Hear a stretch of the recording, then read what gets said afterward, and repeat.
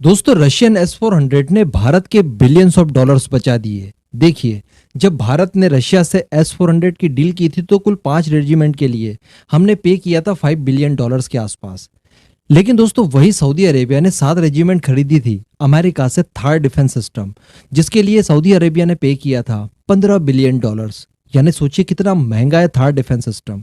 इसी के साथ साथ थार डिफेंस सिस्टम की जो रेंज है वो 120 किलोमीटर से 200 किलोमीटर के लगभग है।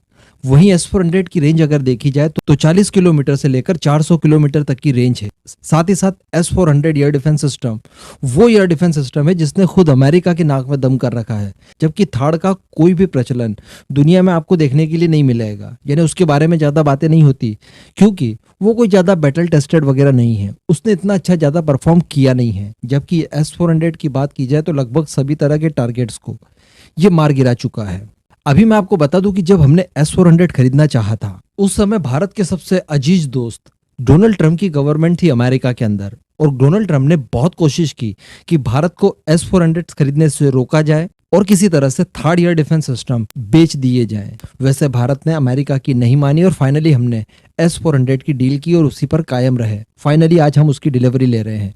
लेकिन दोस्तों मैं आपको बता दूं कि अगर Bharat third air defence system ले लेता तो चाइना पाकिस्तान के ऊपर इसका ज़्यादा इम्पैक्ट नहीं पड़ता। दूसरी बात, हम लोग इतने ज़्यादा स्ट्रांग नहीं हो पाते जितना कि S-400 के आ जाने के बाद हम लोग हुए हैं। मैं आपको बता दूं कि रिसेंटली 2 बैलिस्टिक मिसाइल से अटैक किया गया तो बीच में आए थे थर्ड एयर डिफेंस सिस्टम, जिसमें से एक बैलिस्टिक मिसाइल को तो थर्ड डिफेंस सिस्टम मार गिराता है हवा में, लेकिन दूसरी मिसाइल को मार गिराने में वो कामयाब नहीं हो पाता है। यानी उसका जो एक्यूरेसी परसेंट रहा 50% रहा केवल। अब मैं आपको बताता हूँ कि हुआ क्या है। अभी कुछ ही समय पहले यूएई में एक ड्रोन अटैक हुआ था। मैंने आपको स्टोरीज के माध्यम से ये कवर करके बताया था।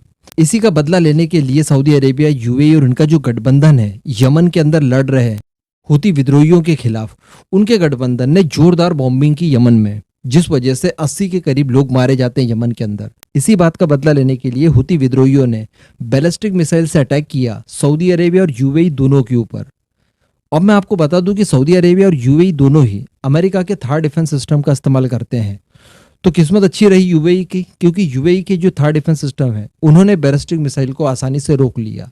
लेकिन सऊदी अरेबिया के अंदर ऐसा नहीं हुआ और फाइनली बैलिस्टिक मिसाइल ने अटैक कर दिया।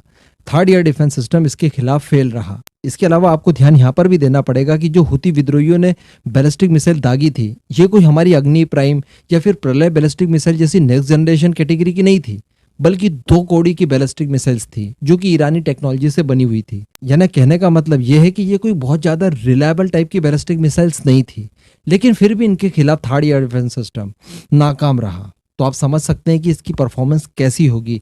अगर सोचिए कि इन थर्ड डिफेंस सिस्टम के सामने हमारी प्रलय मिसाइल दागी जाती या फिर अग्नि प्राइम जैसी मिसाइल दागी जाती, तब इनका क्या हाल होता। किसी भी परिस्थिति में ये रोक ही नहीं पाते, बिल्कुल नहीं रोक पाते।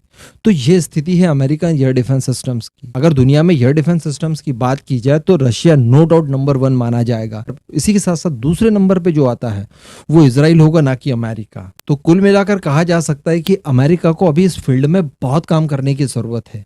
खासकर मिसाइल टेक्नोलॉजीज के मामले में अगर देखा जाए तो अमेरिका यकीनन एक सुपर पावर देश होने के नाते काफी हद तक पिछड़ रहा है।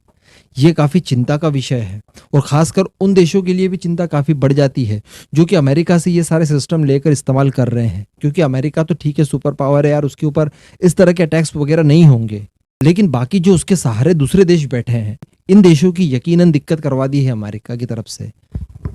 तो कहा जा सकता है कि भारत ने जो S-400 खरीदने का निर्णय लिया था वो बहुत सही था। अच्छा हुआ कि हमने S-400 को छोड़कर थर्ड डिफेंस सिस्टम नहीं खरीदा, वरना पैसे तो ज़्यादा देने ही पड़ते, साथ ही साथ परफॉर्मेंस आप देख ही रहे हैं, रेंज भी लगभग आधी ही रहती। अब इस पूरे मुद्दे पर दोस्तों आपका क्या मानना है नीचे कमेंट करके ज़रूर बताइएगा।